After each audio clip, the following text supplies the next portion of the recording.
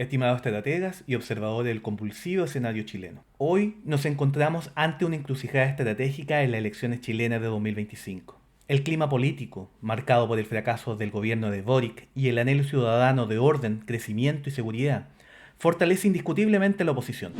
Sin embargo, la candidata natural de la derecha tradicional, Evelyn Matei, no solo se encuentra estancada en las encuestas, sino está recibiendo un severo voto de castigo por parte de su propia base electoral.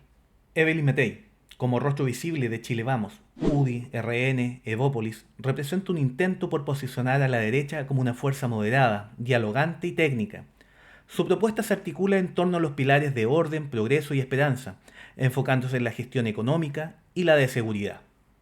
Sin embargo, esta estrategia, pensada para capturar el centro y a figuras de la ex concertación, demócratas y amarillos, ha generado un efecto adverso en su base natural de votantes, dejándola vulnerable y desperfilada.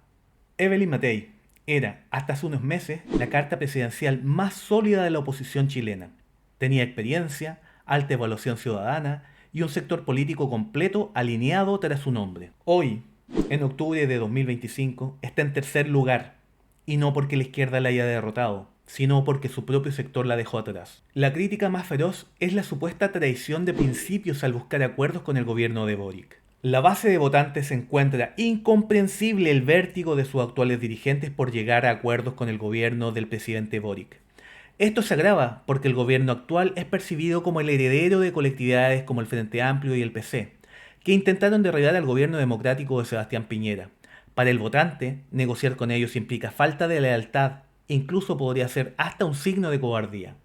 El acuerdo alcanzado por senadores de Chile Vamos, como Cruzcoque, Galilea, Coloma y García Rubinot, sobre la reforma de pensiones es la prueba fehaciente de la tradición.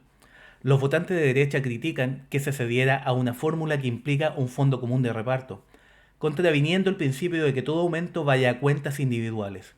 Esto fue visto como venderse a la izquierda y dar un impulso a una ministra Jara, en su entonces calificada de comunista, y ahora candidata presidencial de la izquierda. Evelyn Matei no cayó por un error puntual, cayó porque su propia propuesta política ya no tiene lugar. Intentó representar una derecha técnica, moderada, institucional, para todos, una derecha que seduce al centro, que habla de acuerdos y que evita conflictos. En otro contexto esa fórmula podría haber funcionado, pero en este no. Hoy, el votante exige claridad. Quiere saber exactamente qué representas, y Matei, atrapada entre sus guiños a la ex concertación y sus propios compromisos con Chile Vamos, terminó siendo todo y nada al mismo tiempo. Y en política, cuando no representas nada, simplemente no existes. Evelyn Matei no solo es ambigua por diseño político, es la heredera directa de Chile Vamos, una coalición que, desde el estallido social, decidió rendirse en cámara lenta. Firmaron el acuerdo del 15 de noviembre. Abrieron la puerta a la Asamblea Constituyente, normalizaron el relato de Chile despertó y avalaron el discurso del progresismo cultural. Y cuando el país exigía firmeza, ellos eligieron negociar. Cuando se pedía orden, ellos ofrecieron diálogo. Y cuando se hablaba de recuperar el control, ellos se escondieron detrás de los pactos por la gobernabilidad, por el futuro. El votante no olvida eso. Y cuando mira a Matei, ve la continuidad de una derecha que perdió la batalla antes de pelearla. Hoy, la derecha chilena no es una sola, tiene tres almas, tres estilos, tres rutas distintas.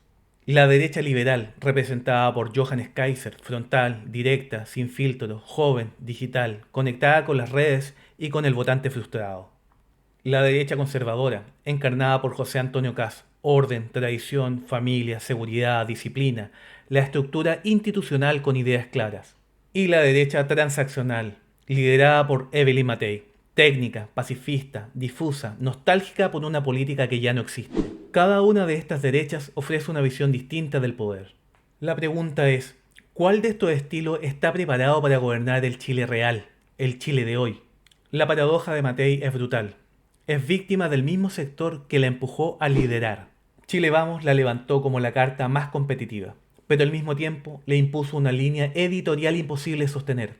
Hablar de orden sin molestar a la izquierda, defender a Carabineros sin incomodar a los progresistas, prometer reformas sin chocar con el Congreso. No puedes esperar gobernar y caerle bien a todos. Cuando denunció una supuesta campaña sucia hecha por bots de su propio sector, se quebró públicamente. ¿Puede liderar un país quien no soporta una ofensiva digital? ¿Puede defender su programa quien termina beneficiando a sus propios adversarios con sus reacciones? El votante exige fuerza, coherencia y coraje. Curiosamente, ni Kass ni Kaiser atacan directamente a Matei. No lo necesitan, porque lo que está en juego no es ella como persona, sino lo que está en juego es el próximo gobernante de Chile. Mientras Matei y Chile Vamos intentan demonizar a la nueva derecha hablando de riesgos democráticos y falta de experiencia, la derecha liberal de Kaiser y la derecha conservadora de Kass avanzan en silencio, creciendo sin pedir permiso ni disculpas. Y en tiempos de polarización, la claridad gana. Evelyn Matei no es la peor candidata para nada. Es simplemente una figura que ya no representa con suficiente fuerza su idea. No encarna la nueva derecha, no lidera la tradicional y no entusiasma al centro. No tiene enemigos claros ni aliados firmes. No propone un quiebre, pero tampoco estabilidad. No incomoda a nadie, pero tampoco inspira. Es una candidatura en pausa. Y si no reacciona pronto, será recordada como el último intento fallido de la derecha débil por sobrevivir a su propio pasado. Esta elección no es solo presidencial, es existencial. La derecha conservadora de Kass ofrece estructura, orden y firmeza. La derecha liberal de Kaiser avanza con ideas nuevas, lenguaje práctico y coraje para romper el libreto. Y la derecha dialogante de Matei, bueno, sigue hablando como si nada hubiera pasado en los últimos 10 años. Y ahora, la pregunta que queda en el aire. ¿Podrá Evelyn Matei reinventarse a tiempo o será simplemente el eco final de una derecha que ya no existe? Deja tus comentarios, activa la campana y suscríbete a las claves del poder.